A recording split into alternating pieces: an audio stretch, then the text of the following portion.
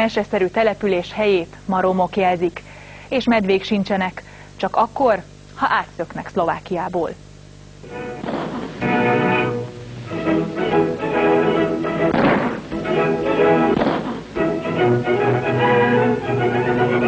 Politikusok vadlesen, díszes őzlakomák, külföldi vendégek. Horthy Miklós kormányzó kedvenc időtöltése a vadászat volt, és mindent meg is tett azért, hogy ott lőhessen szarvasra, vaddisznóra, vagy akár medvére, ahol a kedve tartja. Ha kellett, nem kímélt se falut, se embert. Itt volt az utca, amin mindig lehetett közlekedni, itt utca volt? Persze, rendes utca volt. Ez úgy mondom, hogy minden vasárnap reggel. De minden kapu előtt szépen kellett, hogy kitakarítsák, kiseperték az utcát.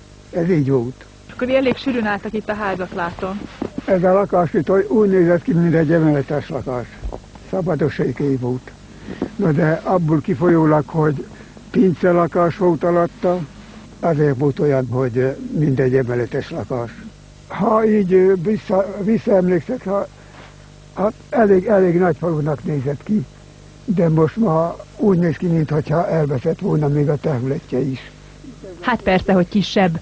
Mihály bácsi utoljára gyerekkorában volt itt. Akkoriban minden nagyobbnak látszott neki. Derenken járunk, közel az ország legészakibb pontjához, Miskolctól vagy 100 kilométerre. Itt az erdőben 1943-ig egy békés kisfalucska élte az életét. Az emberek vadásztak, fát vágtak az erdőben, és ahol tudtak, földet műveltek.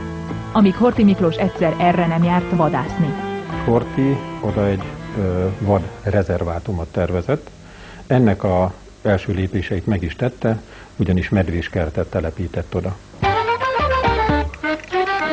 Emma néni és Erzsi néni 20 évesek voltak, éppen mennyasszonykorban, amikor Horthy először megjelent a faluban.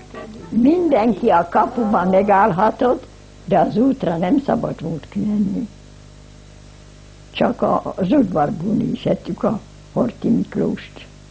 Csendérök megjöttek utána, meg a testőrök, abba a csíkos vizébe, ruhákba.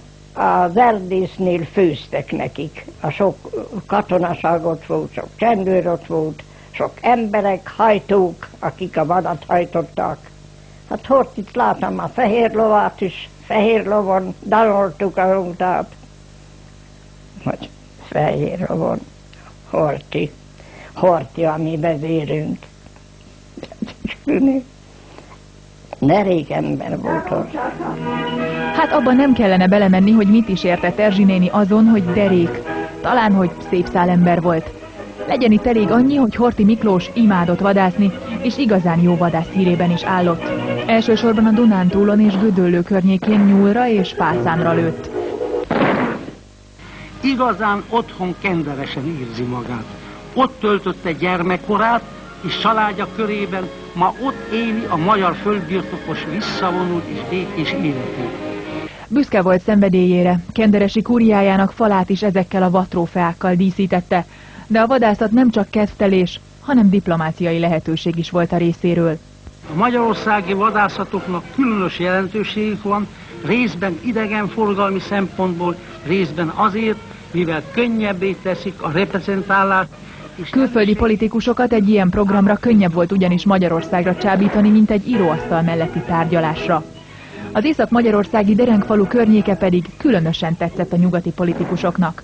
Pláne amikor megtudták, a magyar kormányzó 6 medvét telepít a környékre, hogy azokra is lőhessenek. A falunak végül ez az ötlet lett a veszte. A harmadik birodalomnak a vezetői közül is többen megfordultak ott vadászat alkalmával. Olaszok, németek, diplomaták, képviselők, politikusok és mások is. A falusiak viszont egyre jobban zavarták Horthyt a vadászatokban, mert néhány szép vaddisznót, szarvast ők lőttek ki a kormányzó helyett. A derenkiek ugyan becsületes emberek voltak, de a vadak gyakran széttúrták a vetést és leették a terményt. Ezért lőtték le azokat. Ráadásul jól jött a szegény falusiaknak egy-egy őz vagy nyúl élelemkiegészítésnek is. Puskát, akinek volt, azt összeszedték. Aki nyilvános volt a puska, de hát volt a dubi is. azokat mind összeszedték, és nem szabad volt vadászni. Azért telepítették ki a népet onnan, hogy a vadak sok kárt tettek a mezőbe, azt nem győzték a vadkárt fizetni. Az államnak vagy a kincstárnak sokkal egyszerűbb volt a lakosságot eltelepíteni, mint ott megfelelő intézkedéseket foganatosítani. Gondolok itt arról, hogy a vadkárokat mondjuk ki kellett volna fizetni, nem fizették ki soha. Vagy a telepítést meg kellett volna oldani, egyetlen egy méter kerítést nem emeltek, azon kívül, hogy a medvéskertet körbe kerítették. Horthy emberei először 6 medvét telepítettek a leendő vadaskertbe, aztán 1936-ban elkezdték kitelepíteni a falu több mint 500 lakóját. Annyira útjukban voltak a vadászoknak az itteniek.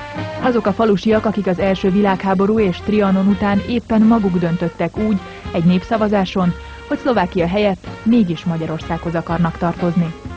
Kompótra akarták először Derenket kitelepíteni. És ott felépítettek a tanyasi népnek ezt a komfortos lakást, egyformát mindenkinek, minden családnak. Behoztak kompótják, fellázadtak, hogy ott is vannak szegények, nekik kell a ház. Margit néni és az idős Rémiás házaspár is Derenken született. 14 évesek voltak akkor, amikor megkezdődött a falusiak kitelepítése. Ők 1943 óta itt Andrástanyán élnek. Családjuk ugyanis több mint 65 évvel ezelőtt, 6 éves húzavona után itt kapott új otthont. A szép kis falusi portájukat ott kellett hagyniuk. Nyomorúságos körülmények közé csöppentek a kitelepítettek. Itt volt víz, de 1 kilométerre volt a tanyától. Egy cselédházat adtak. Az egyik cselédházba sváb bogár, a másikba poloska, a harmadikba ilyenféle bogár. A kormányzó először azt hitte, a derenkiek örömmel költöznek majd és önként, mert az új faluban jobb és több földet kapnak. De a helyieknek eszük ágában sem volt áttelepülni, annyira ragaszkodtak a szüleik földjéhez. Az új faluban ellenségesen, kapával, kasszával fogadták őket.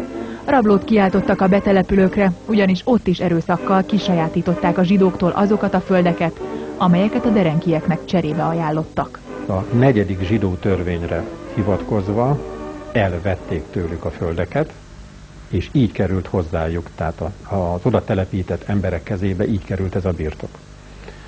Tehát ez is egy tolvonással történt tulajdonképpen. Végül zsidó munkaszolgálatosokat és katonákat küldött Horthy Derenkre, és onnan is erőszakkal költöztették el az embereket, jobban mondva az asszonyokat és a gyerekeket, mert a férfiak akkor már mind katonák voltak. 1943-at írtak.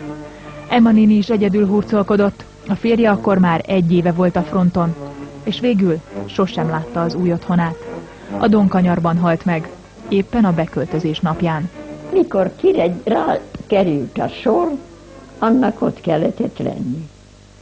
Levontották a tetőt, a szobából a bútorokat felrakták autókra, azt elhozta az autó. A tetőt meg vagonokba rakták. Derenken végül 3 ház maradt épen. Az egyik az iskola volt, falai még ma is állnak. A többi 100 lakóháznak mára már csak a körvonalai láthatók, ha csak be nem lepi a hó. És áll még itt egy kis kápolna, amit az emlékezők építettek az egykori fatemplom helyén. Igen szép volt ez, hogyha úgy látta volna, mikor még így körmenetet tartottunk, hát ezt meg lehetett hallgatni, azt a szép éneket, amit itt a derenki nép elmondott. Ha jól tudom, igazából ez volt az utolsó csapás Derenkre, nem? Hogy lebontották a templomot. Hát ma akkor nem tudtak másképp kitolni a népet, de a templomot is elbontották. Úgyhogy nem jó erre vissza se gondolni, ahogy történt. A lakókat kitelepítették a faluból. Horthy a háború miatt többet nem jött Derenkre. Szép kerek sapkája volt, szép hosszú arca volt, szép görbeorra volt. Ez volt Horthy. A medvéskert tönkrement, már nem volt, aki gondozza. A kerítéseket lebontották a medvék, és mind a 6 elkóborolt. Évekig visszajártak Szlovákiából, és ijesztgették az erre tévedőket. Jó estét kívánok!